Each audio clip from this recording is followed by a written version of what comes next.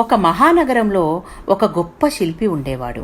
ఆయన శిల్పాలను ఎంత గొప్పగా చెక్కేవాడంటే పేరు ప్రఖ్యాతులున్న విమర్శకులు కూడా ఆయన శిల్పాల్లో ఏ చిన్న తప్పునూ పట్టలేకపోయేవారు. ఆయన చెక్కిన శిల్పాలున్న పెద్ద గదిలోకి వెళ్తే అవన్నీ ప్రాణమున్న వాటివిగా, మన పక్కన ఉన్నట్టు, మనకు చేయి అందిస్తున్నట్టు, మనతో మాట్లాడుతున్నట్టు సజీవంగా ఉండేవి. ఎటువంటి వారైనా మంత్రముగ్ధులు కావలసిందే. ఆ అసాధారణ ప్రతిభ, నైపుణ్యం నెమ్మదిగా అతనిలో అహంభావాన్ని నింపాయి.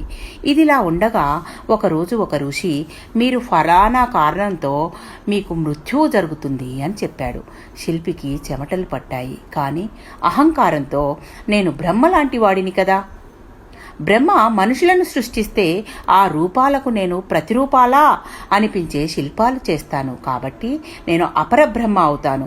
మృత్యువు వచ్చిన రోజున నాలాగే ఉన్న మరో 7 శిల్పాలను చెక్కి ఉంచుతాను. అప్పుడు మృత్యుదేవత ప్రాణమున్న శిల్పి ఎవరో, బొమ్మ ఎవరో కనుక్కోలేక వెళ్ళిపోతుంది. నేను మృత్యువుకు దొరకను అని ఉపాయం పన్నాడు. అచ్చో తనలాగా ఉన్న శిల్పాలు 7 చెక్కి మృత్యుదేవత వచ్చే రోజున తను శిల్పంలాగా నిలబడినాడు. మృత్యుదేవత ఆ గదిలోకి వచ్చింది. శిల్పి శ్వాసను పూర్తిగా నియంత్రించి కదలకుండా నిల్చున్నాడు. దేవత వెతుకుతూ వస్తోంది. ఊపిరి బిగపట్టి చూస్తున్నాడు శిల్పి.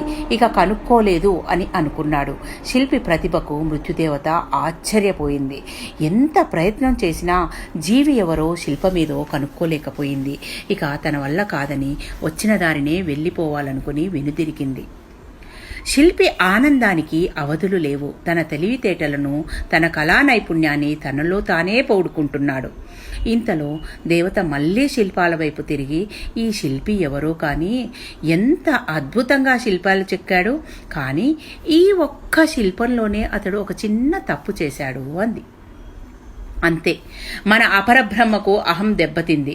తన కెరీర్లో ఇప్పటి వరకు హేమీలు ఒక్కరు కూడా వంక పెట్టలేదు. అలాంటిది ఈ రోజు తప్పు జరిగింది అంటుందా ఈ దేవత అనుకున్నాడు. వెంటనే తాను దాక్కున్నాడు అన్న సంగతి కూడా మరిచి కోపంతో, ఏది, ఎక్కడుంది తప్పు, అంతా చక్కగా ఉంది, ఏ తప్పు లేదు అనేశాడు. అప్పుడు మృత్యుదేవత నవ్వుతూ, నాకు తెలుసు అందులో ఏ తప్పూ లేదని, కానీ నిన్ను గుర్తించడానికి చెప్పానంతే, నేనేమీ నిన్ను పట్టుకోలేదు, నీకు నువ్వే పట్టుబడ్డావు అంది. ప్రాణాధారమైన నీ శ్వాసను కూడా నియంత్రించగలిగావు, కానీ నీ అహంకారాన్ని మాత్రం నియంత్రించలేకపోయావు. చివరకు అదే నిన్ను పట్టించింది అని ఆయన్ను తీసుకెళ్లిపోయింది. మనం పెంచుకునే అహంకారం అంత ప్రమాదకరమైనది. ఇది సత్యాన్ని చూడనివ్వదు, వాస్తవాన్ని తెలుసుకోనివ్వదు. మనం అనుకున్నదే కరెక్టు, ఇతరులదే తప్పు అని మనం అనుకునేలాగా చేస్తుంది. అహంభావం అనే పదంలోంచి అహం తీసివేస్తే మిగిలేది భావం, అంటే అర్థం. ఇది అర్థమైతే అనర్థం జరగదు. Thank you. మీ పద్మజ.